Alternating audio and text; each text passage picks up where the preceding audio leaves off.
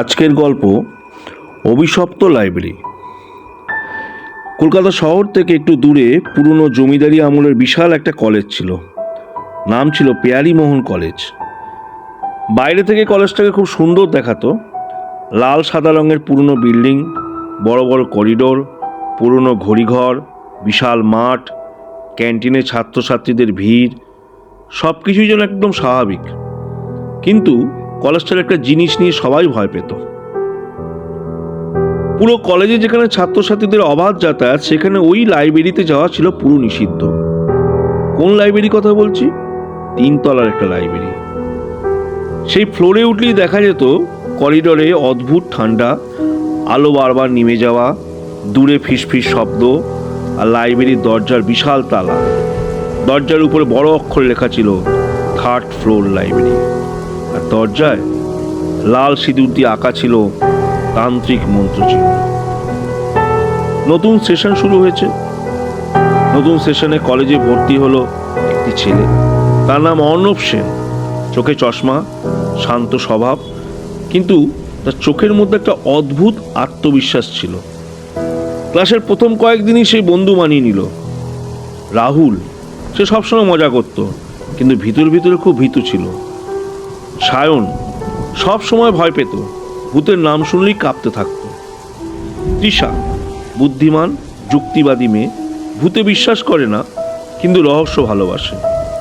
অভিক চুপচাপ কিন্তু সাহসী ছেলে। একদিন ক্যান্টিনে বসে সবাই আড্ডা দিচ্ছিল ওরা।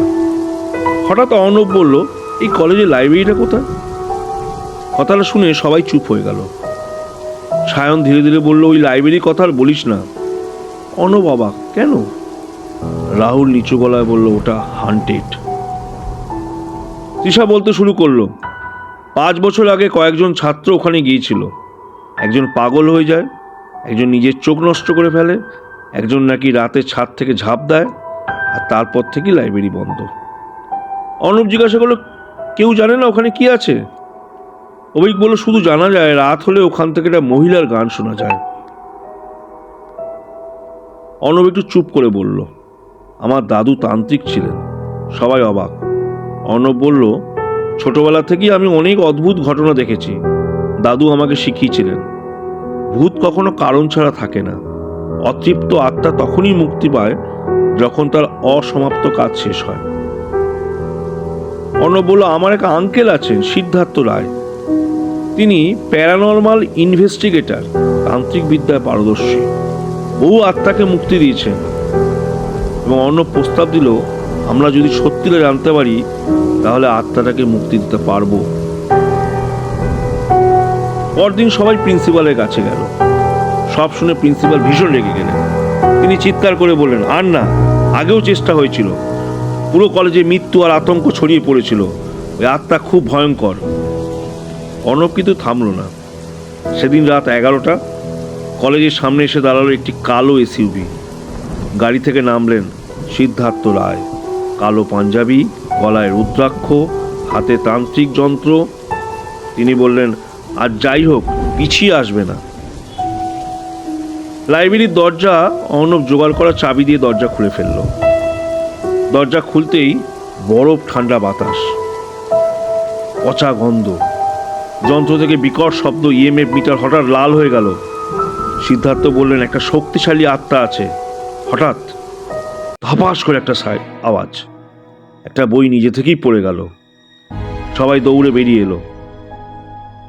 পরদিন আবার তালা গেল। এবারে ভিতরে ঢুকতেই লাইট জ্বলছে নিভছে, জ্বলছে নিভছে, বই উঠছে, টেবিল কাঁপছে। হঠাৎ দূর থেকে একটা মহিলা গাইতে শুরু করলো। আত্মার সঙ্গে যোগাযোগ সিদ্ধার্থর অনেক দিন। তৃতীয় দিন সিদ্ধার্থ একটা পুরনো রেকর্ডার নিয়ে এলেন। তিনি বললেন, যদি কেউ থাকেন আমার সঙ্গে কথা বলুন। কিছুক্ষণ নীরবতা। তারপর রেকর্ডারে একটি নারী কণ্ঠ শোনা গেল, আমি প্রমিতা। সে ছিল এক কলেজের লাইব্রেরিয়ান। একজন লেকচারার কলেজের টাকা চুরি করত। প্রমিতা সেটা জেনে যায়।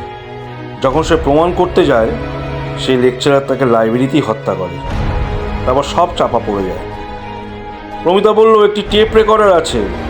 সেদিন সে গান করছিল, আর সেই সময় খুনের ঘটনাটা রেকর্ড হয়ে যায়। অনেক খোঁজার পর ধুলোয় ঢাকা একটি পুরনো টেপ রেকর্ডার পাওয়া গেল। রেকর্ডার চালু করা হলো। প্রথমে গান, তারপর তর্ক, চিৎকার, ধাক্কার শব্দ, আর শেষে প্রমিতার শেষ চিৎকার। সবাই স্তব্ধ। প্রিন্সিপাল সব শুনে ভেঙে পড়লেন। তিনি বললেন, আমরা ভুল করেছি। কলেজের পুরনো রেকর্ড ঘেঁটে সত্যি প্রমাণিত হলো। সিদ্ধার্থ আঙ্কেল লাইব্রেরিতে যজ্ঞ শুরু করলেন।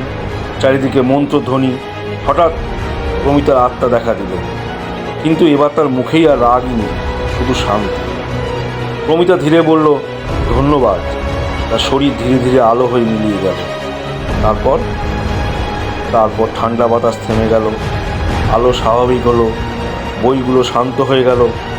কয়েকদিন পর লাইব্রেরি আবার খুলে গেল, সব কিছু স্বাভাবিক।